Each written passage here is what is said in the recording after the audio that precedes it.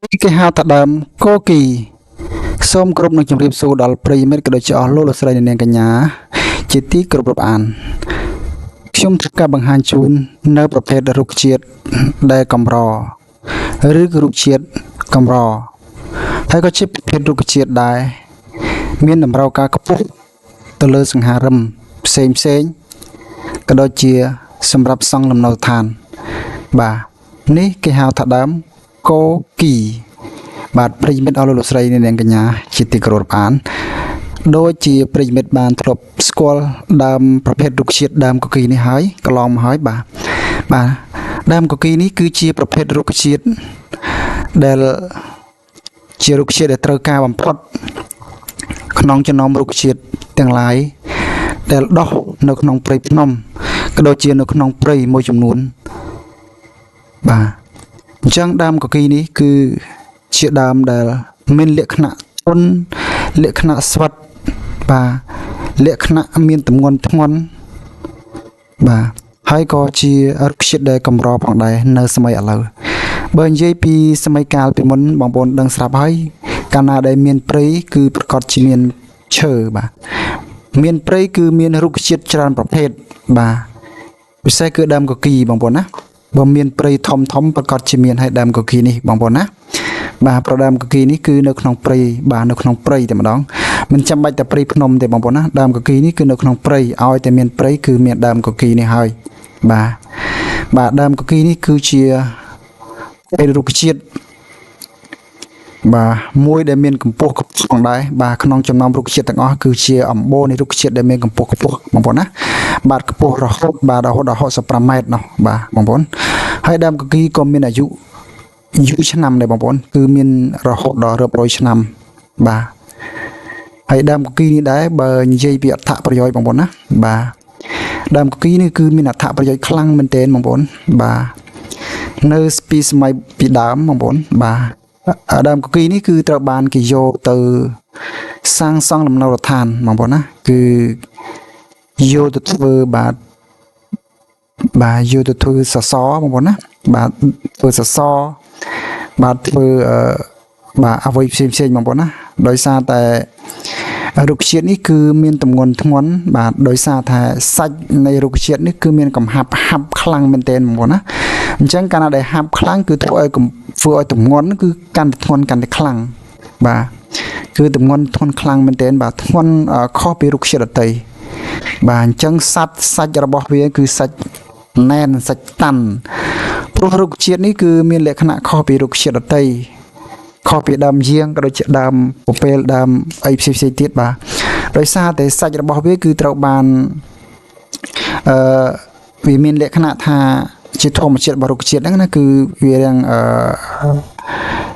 បញ្ច្រាស់បញ្ចុះណាហ្នឹងហើយអញ្ចឹងបានន័យថាសាច់វាហ្នឹងគឺត្រូវបានមេឃទាំងឡាយហ្នឹងគឺនៅពេលដែលដោះមកគឺមេឃហ្នឹងគឺធម្មតាវាត្រូវបញ្ជូនឬក៏វាមានទិសដៅទៅកាន់មេឃហ្នឹងហើយ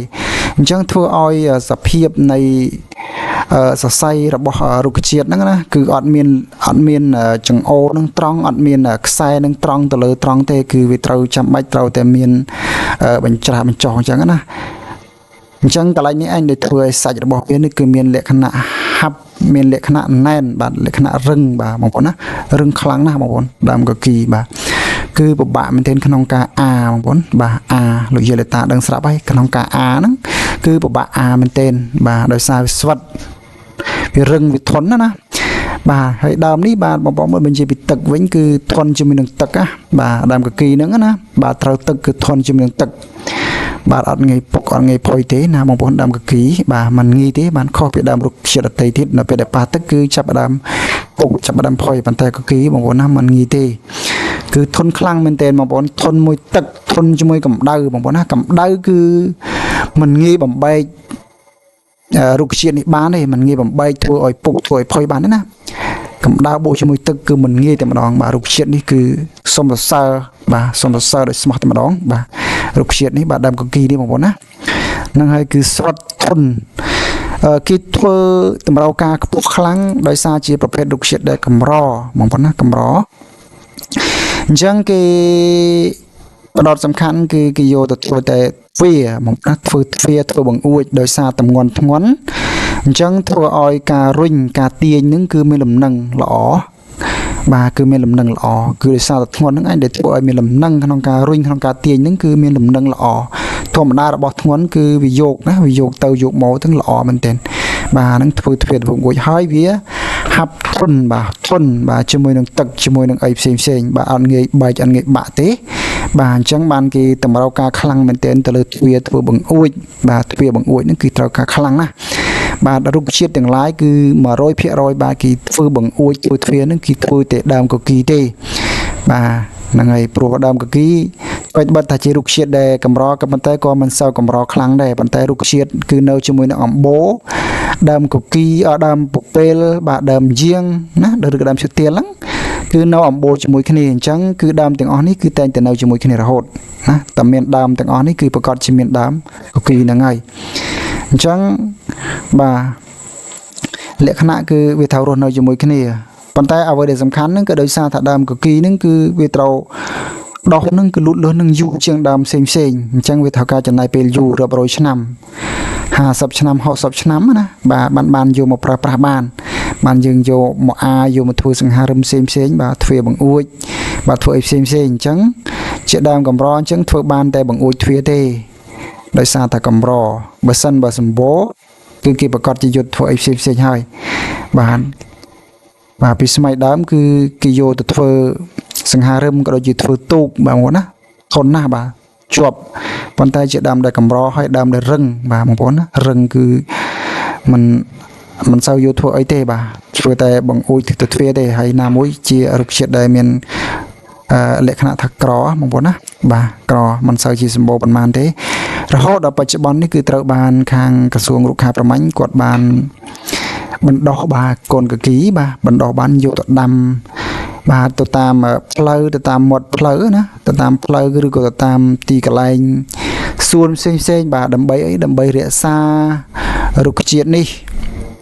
ឲ្យនៅឲ្យបានគង់វង្សហើយដើម្បីអនាគតគឺប្រើប្រាស់ទៅផ្នែកសង្ហារឹមគឺងាយស្រួលបាទដោយសារជារុក្ខជាតិកម្របានត្រូវដាំដុះសារជាថ្មីបាទបងប្អូនណាត្រូវដាំដុះសារជាថ្មីដើម្បីទុកដើម្បីប្រើប្រាស់បន្តទៅទៀតបាទបងប្អូនដើមកគីគឺសម្បូរបងប្អូនណាដោយសារតែរុក្ខជាតិដែលត្រូវបានគេយកទៅបណ្ដុះយកទៅដាំគ្រប់ទីកន្លែងតែម្ដងបាទមិនថានៅកន្លែងណាទេកគីតែងតែមានពិសេសគឺដាំនៅមាត់ផ្លូវដើម្បីលម្អបរិស្ថានក៏ដូចជាជួយបាទធ្វើឲ្យមានម្លប់បាទធ្វើឲ្យភាពងាយស្រួលហើយដើមនេះក៏មិនងាយមានបញ្ហាទៅលើគ្រោះថ្នាក់ផ្សេងទេដោយសារថាមេឃរបស់កគីគឺមេឃវាមិនងាយរបូតចេញមកទេនៅពេលដែលមានមេឃនេះគឺមេឃត្រូវដោះជាប់នឹងផ្ទុយពីដើមយាងបាទអញ្ចឹងមេឃនឹងឯងដែលធ្វើឲ្យសាច់នៃកគីនឹងធ្វើឲ្យមានសាច់នឹងគឺវាហាប់ណែល្អណាបាទហាប់ណែល្អអញ្ចឹងដើមវាគឺមានកម្ពស់ខ្ពស់ហើយផ្ការបស់កគីគឺស្តៀងនឹងផ្កាស្វាយវាមិននេះទេប៉ុន្តែយើងមើលពីចម្ងាយទៅស្តៀងគ្នាដែរហើយផ្កាវាគឺមានលក្ខណៈបែបហ្នឹងណាផ្កាកគីគឺរដូវនេះគឺជារដូវផ្ការបស់ដើមហ្នឹងហើយណាបាទស្លឹកកគីមកបងនឹងស្លឹកពពេលបាទស្រដៀងគ្នាណាប៉ុន្តែស្លឹកកគីគឺតូចជាងស្លឹកពពេលស្លឹកពពេលរឿងធំជាងនឹងបន្តិចសម្បកអុយផាក់ផែលគ្នាបងប្អូនបាទសម្បកគឺផាក់ផែលគ្នាហ្នឹងហើយបើសិនបើយើងឃើញដើមពីនេះយើងអាចនឹងច្រឡំគ្នាណាហ្នឹងហើយយើងអាចច្រឡំគ្នាប៉ុន្តែយើងត្រូវកត់សម្គាល់ថាដើមកគីគឺមានស្លឹកហ្នឹងតូចជាងដើមពពេលហើយសម្បកគឺរាងចង្អូតូចជាងណាបាទបងប្អូននេះដើមបាទខ្ពស់ខ្លាំងមែនទែនបងប្អូនហើយដើមកគីគឺវាដោះគឺមេសាខាណាមេសាខាវាអត់សូវមានស្លូនទៅលើត្រង់ទេគឺដោះមកគឺវាតែងតែវាក្របមិនន័យថាវាក្របជុំវិញណាជុំវិញគល់របស់វានឹងគឺសុទ្ធតែមេឃគឺត្រូវក្របចិត្តហើយអញ្ចឹងវាធ្វើឲ្យមានម្លប់បាទធ្វើឲ្យមានម្លប់ល្អមែនទែនបាទមេឃនេះកម្រនឹងងាយបាក់កម្រងាយជ្រុះមេឃណាមេឃកគីគឺมันងាយបាក់ទេបងប្អូនណាយូរឆ្នាំបានឃើញបាក់1 2អញ្ចឹងណាបាទគឺបាក់ហ្នឹងគឺយកទៅប្រើប្រាស់ផ្សេងសម្រាប់ធ្វើអស់ធ្វើអីអញ្ចឹងណាបាទនឹងខ្ញុំសូមជម្រាបជូនដើមកគីបងប្អូនណាបាទជាប្រភេទរុក្ខជាតិដែលកម្រជារុក្ខជាតិដែលបាទត្រូវការខ្លាំងទៅលើការ ផ្ដោតទៅលើការសាងសង់ដំណើរឋានដូចជាទ្វារដូចជាបង្អួចបាទដូចជាគ្រឿងសង្ហារឹមផ្សេងៗបងប្អូនណាបាទអញ្ចឹងខ្ញុំធ្វើការបង្ហាញតែរុក្ខជាតិធំទេបងប្អូនណាចំពោះរុក្ខជាតិគគីតូចៗខ្ញុំអត់បានថតទេខ្ញុំយកទៅដើមធំតែម្ដងបាទបងប្អូនណាបងប្អូនអាចសម្គាល់ទៅដើមធំហើយដើមតូចវាខុសគ្នាតែនេះទេវាខុសគ្នាដោយសារវាតូចទៅវាមានកាឡាវានឹងតូចជាងទេណាបងប្អូនណានេះនឹងខ្ញុំបង្ហាញតែដើមធំអញ្ចឹងសូមអរគុណដល់បងប្អូនក៏ជាប្រិយមិត្តលោកតាលោកយាយទាំងអស់ដែលបានទស្សនាវីដេអូនេះសូមអរគុណសូមគោរពលា